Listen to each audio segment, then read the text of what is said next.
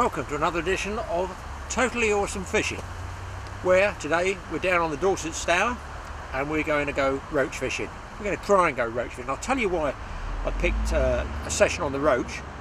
Not because I'm right on the Bournemouth and Ringwood bypass, 50 yards from the bridge, or out near Herne Airport, so I've got planes, trucks, boats, planes, everything going over, so it's a really noisy place to fish. It's a howling southeasterly at the moment, but I was down here pike fishing a couple of days ago and I had really good pike fishing, but I spoke to one guy on the way back up and he'd had a few roach, but he got bitten off quite a bit by pike, so it sort of all goes up here in the head. So I'm down here at where this gentleman's swim was. I'm going roach fishing. I'm going to set up with a 13-foot match rod, small fixed spool reel. I've got 4-pound main line on there. Now a lot of people use hook links with light line and go really light for the roach, but to be honest, there's not many people fish down here really. It doesn't get a lot of angling pressure. So I'm going, wait for this you roach fishermen, 4 pounds straight through. Hardcore stuff. Now I've got an upstream wind to contend with today, and the roach are basically about a third to the middle of the way over in the river. I've got an upstream wind, so that helps me a bit to hold the float back. But you want to use a float heavier than you really want to use. Now the reason for this is because when you try and tighten up to the float to maintain contact with it, you're continually pulling it in as you're just trying to tighten to it to maintain contact, ready for the strike. And what you're doing, all your ground bait's going down the middle of the river here, and what your float's doing, you'll keep, if the bank is here, you're going to keep mending that float, mending the float to maintain contact. And look, you're just pulling it right away from the line where the roach are feeding. So maintain a constant feed. Now if I get a heavier float than I want, provided I pip it down right to there, what I call pipping it down, shot it right down, this takes 6 BB, wait for that. There's not exactly a heavy flow on the Stour, it's quite a slow river, but that's fairly static, so I can tighten up to it, and yet I still don't pull it out of the line where I'm ground baiting down the centre of the river or a third of the way across the river. And space your shot out. I just use, rather than using 6 BB, I'm using bigger ones, and then I've got a small shot here, and I'm just going to bait up with probably 3 maggots. I'm using red maggots. Red maggots, if you talk to matchmen, they nearly always use red maggots for roach in the winter. I'm going to try bread flake later on, but I hope there might be some pike coming in as well as a bonus. And what I'm going to do is I'm going to power the roach in. I'm not known for pussyfooting around playing the fish. I'm going to get it in really quickly, because I know if I start fanning around with light tackle and 1-pound hook links and bottoms, it's flashing and flipping and flopping around. It's going to get eaten. There's no question of that. So let's have a go at the roach fishing, see what we can do, and I'll show you what ground bait I'm using. Okay, now here's the ground bait. It's real basics. It's what they call down here Dorset. Years ago, 30 years ago, I used to come down fish with the matchmen down here doing fishing articles and that. They call it stodging, and you end up with basically something like that. A real mishmash. But what you want, a couple of loaves of white bread, just sliced bread's going to do. You're going to grind it all up, put it in there. Then you're going to get some, what I put bran with mine here, that helps, just an animal feed. It helps feed off the small fish, helps bulk it all out. But now, to give it a bit of sticking power, you don't have to go and buy a load of fancy ground bait. Just go in your local supermarket, and there you go, porridge oats. Now if you put these in there and just let them soak for a while, they go nice and gluey, so they help to bind it together. Don't put too much in, because it's going to go concrete. You want it to break up, but also those little particles, the roach eat those as well. So if you do want to go on bread, punch bread, as opposed to red maggots, you can do it. And then you mix it all up like this, and that's what you get. Handfuls of stodge. Put some maggots in with it. Throw it out in sort of portions about golf ball size, I'd say, not too big, about like this. Just about like that. Just throw it out like that every 5th or 6th cast, and then spray some maggots out with a catapult. Your red maggots here, just spray them out. And I don't know, probably about a dozen at a go. If you want the bigger roach, 3 maggots on the hook. I'm using a 14 straight to 4 pounds, and I'm pretty sure we'll get some fish anyway. I might not get as many as a matchman, but my main thing is I probably won't get bitten off by the pike, because I can pressure them in. Let's get fishing. Now the other thing you can do is, when you're feeding on a river like this, because it's such a long trotting stretch, there might be fish down at the bottom, and there's barbel in here as well. So I'm going to use a quiver tip rod just as a bonus, not because I'm greedy. I'm going to throw it, well, perhaps I am greedy, all fishermen are. Throw it down the bottom and you might just get lucky. So quiver tip rod on the downstream end of where you're float fishing, open end feeder. I just stop it with a barrel swivel. I don't use a shot because that might slip. 12 inches, 5-pound line, a strangling bunch of maggots there, 8 or 10 maggots on there. Lob it down, leave it every 15 minutes or so, and you know what, you just might get lucky with a barbel or a chub. I don't expect we will, but it's cost me nothing. As long as it is on the same line as the end of your roach swim. It fishes, it's out the way, it's looking after itself, and I can watch it out the corner of my eye. Get your stodge, put some maggots in it if you want, just squeeze a ball like this, and out into the middle it goes. And I aim for the middle because a lot of it will break up, will come on the inside of that. Never bait up somewhere that you can't actually cast to. So the loose stuff from the middle is the main picture ground bait, but the loose stuff that flies off my hand will be on the inside, but I can always come inside and try for the roach there as well, you see. It's a bit of a novelty. Now, I'm not going to bother using polaroids today, got the regular specs on because I'm not going to be able to see any fish out there. And then all I do, just get yourself a catapult, a little small catapult, and probably every third or fourth trot down, just catapult some maggots out, and again, don't spray them too far. Then, off you go with the float. Right, now another little tip, I don't like sitting down float fishing unless I'm really in the margins for the roach. I've got to fish better out there standing up. I can strike and I can mend the line in the wind. Get one of these bait pouches, a bait apron that the matchmen use. You know, I'm not a matchman at all, I'm not interested in matches whatsoever, but they're dead handy because you keep your ground bait in one pouch, you don't have to keep bending up and down.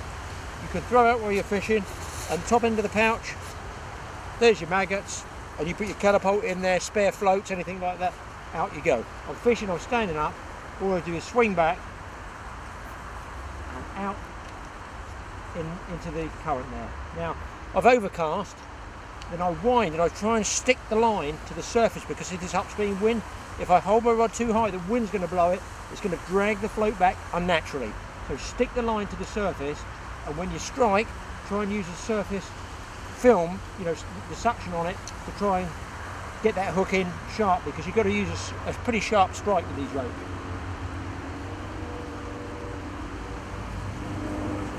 Oh, there's the first bite, little dip, probably a dace.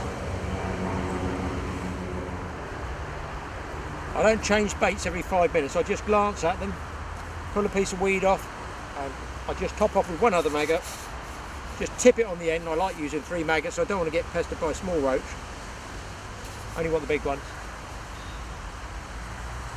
Top off, straight back out. There we go, that's the first fish. Not a very big one, certainly, well, it's either a small roach or it's a dace. Well, it's not bad, about second or third trot down, look. Nice dace, beautiful condition. No problem, 3 maggots, they're not bothered. Little bit of bait going out each time you catch a fish. Just reach into the pouch, little squeeze of the ground bait, and a little pellet of it out there, and away out for the next one.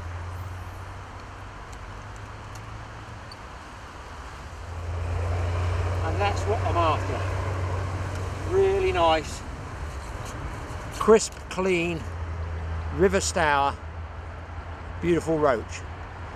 Now these two go together. If there's good roach fishing, there's good pike fishing, and if there's good pike fishing, it's because there are plenty of roach about. So if that guy said he was getting some roach but he was getting a lot of pike trouble, that's good news. That shows the river's healthy. Back you go, fella, from there. I've just been loose feeding, picked another roach up. I seem to be coming on the feed a bit now. I'll tell you what, this one, I think this is a nettle. It's only relatively small. Let's get it in before the pike get it.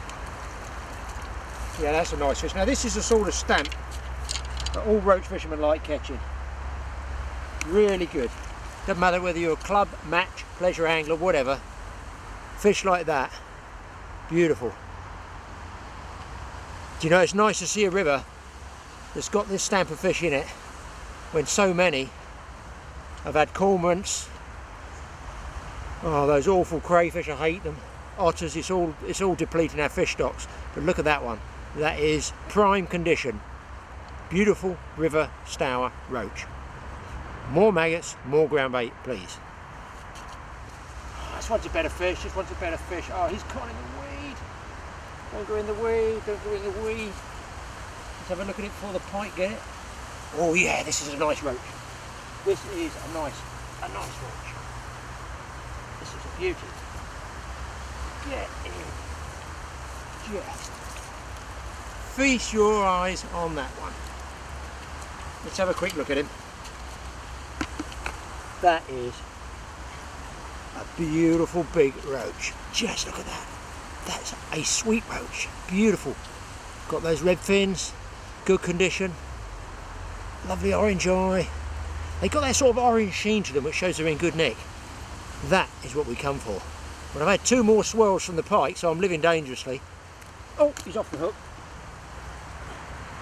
Right, one last quick look at that one. That's a nice big roach. Bang on. Now you can see what that regular feeding does. It brings in some good fish. But I mean, I'm fishing in absolute false 5 at the moment. It's not easy at all. But if you've got these pouches, you can just loose feed as and when you want. I'm a little bit concerned about the large number of swirls behind my fish. I've had about 6 roach now. That last big one, that was a good fish though. Some more of those would be nice. Trying to get down out of that wind.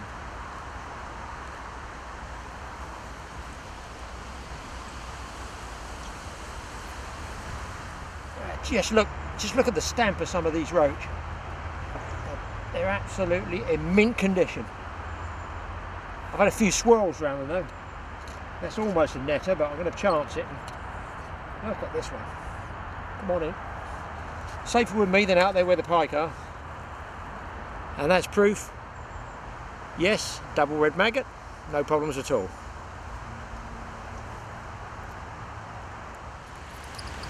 Well, I've had some dace on the feeder rod, on the swim feeder rod downstream, nothing else though. But it's just died on me. I mean, I've seen those swirls, it's absolutely died on me. I've tried shallowing, I've tried more feed, less feed. But I've seen 1 or 2, even without Polaroids, I've seen a couple of flashes out there as I was bringing roach in. I've actually brought a pike rod and some sprats with me because I know that other angler told me he did have this sort of problem with the roach, but they just shut down big time. So I think it's time, if I don't catch one of these pike, you know, move them downstream, they're just going to put the fish right off, and if I do hook a decent roach, I've got a feeling it's going to get eaten, I think. It's just going to snap me off. Well, those pike have shut me down, definitely something's different. So I always take a pike rod anyway, because years ago I used to follow matches. I used to go around reporting on them as well for the papers, but I could learn where all the matchmen had got bitten off with, where they had pike trouble, and I used to go back there pike fishing. I had some cracking fishing. So if there's a match on, don't neglect asking the matchman, you know, how they're doing, are they losing any fish to pike. 15-pound line, fixed ball reel, a pike rod, wire trace, and I just use sprats, which are dead cheap. Use a single hook through the front of the nose and what's called a VB double, just nicked in there with a shot up the front. And I'm just going to twitch that right through the swim. I mean, I can't put the roach off, they're off anyway now. And I reckon, I'm pretty sure from the swirls I've seen, that I'm going to get a pike. I'm pretty sure I'll get one. So hopefully get rid of the pike, move them downstream, might get the roach back on the feed. That's the theory anyway.